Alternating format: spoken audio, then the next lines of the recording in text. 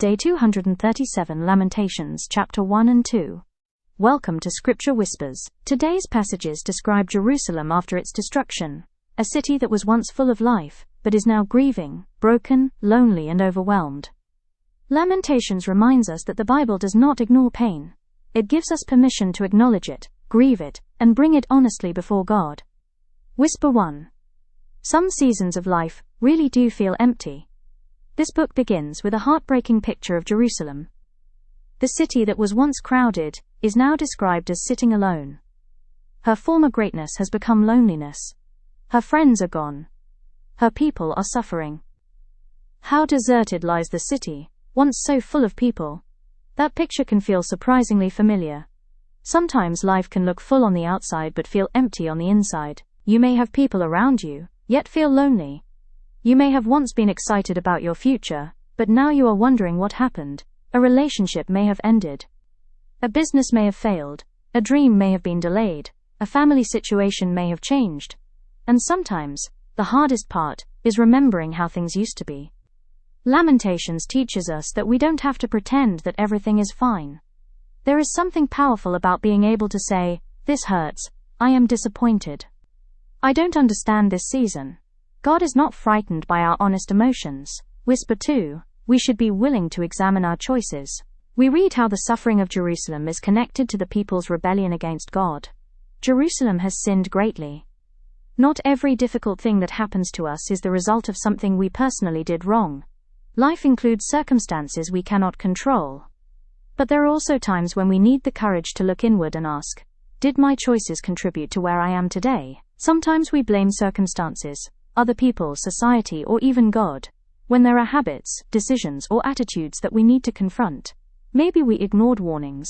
Maybe we refused correction. Maybe we allowed pride to guide us. Maybe we kept making the same unhealthy decision and hoped the consequences would somehow disappear. Lamentations reminds us that spiritual maturity includes honest self-examination. We don't examine ourselves simply to feel guilty. We examine ourselves so that we can turn around. Whisper 3. Don't wait until everything falls apart before you seek God. One of the painful themes in these chapters is the realization that Jerusalem had ignored God for too long.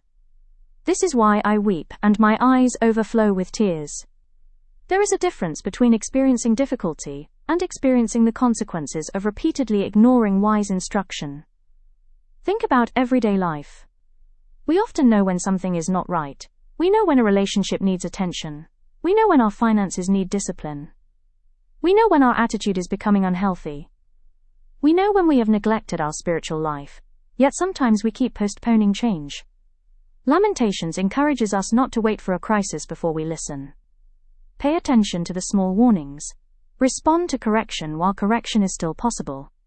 Seek God while your heart is still soft. Whisper 4. God is not absent simply because life is painful. It then becomes more intense as we read the description of the devastation of Jerusalem and acknowledges that God's judgment has come. This can be difficult to process because we naturally want to believe that if God is with us, nothing painful should happen. But Scripture presents a more mature understanding of faith. Sometimes God's presence does not mean the absence of pain. Sometimes faith means trusting God in the middle of pain. The Lord has done what He planned. He has fulfilled His word. God is not careless about our lives. He is holy, just, and faithful to His word. That means we should not build our faith only around the expectation that God will always make life comfortable. Instead, we learn to trust His character, even when we don't understand His ways. Whisper 5. When life breaks us, we can still bring our tears to God. Perhaps one of the most relatable parts of Lamentations is the raw emotion. The writer is not giving us a polished speech. There is crying. There is grief, there is confusion, there is desperation. Pour out your heart like water, in the presence of the Lord. What a beautiful invitation. Pour out your heart, not a carefully edited version, not the version that sounds strong, not the version you think people expect to hear. Your real heart, your disappointment, your fear, your questions, your tears, your frustration, your grief. God can handle an honest heart. Sometimes we think prayer means finding the right words. Lamentations reminds us that sometimes prayer simply means pouring out what is inside us before God, and perhaps that is exactly what someone listening today needs to do.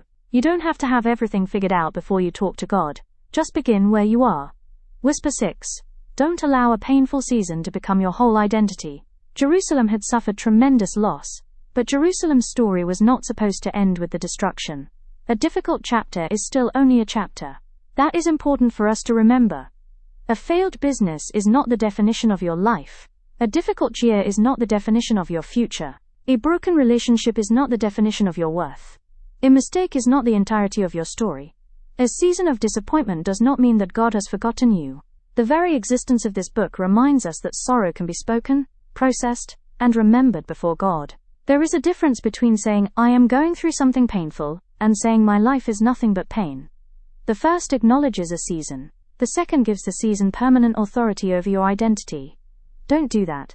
Your pain is real, but it does not have to become your identity. So we have learned that it is okay to grieve. We learned to honestly examine our choices. We learned not to ignore God's warnings. We learned that God's presence does not always mean a pain-free life. And most importantly, we learned that when our hearts are overwhelmed, we can still pour them out before God. Perhaps you are listening today from a season that feels nothing like what you planned. Maybe something you once celebrated has become something you now grieve. If that is you, don't rush past the pain, but don't lose yourself in it either. Bring it to God. Tell Him the truth. Examine your heart. Learn from what has happened, and keep trusting that your current chapter is not the whole story. Whatever season you are in today, may you find the courage to bring your whole heart before God, and the wisdom to learn from every chapter of your life. Until next time, stay encouraged, and keep trusting God.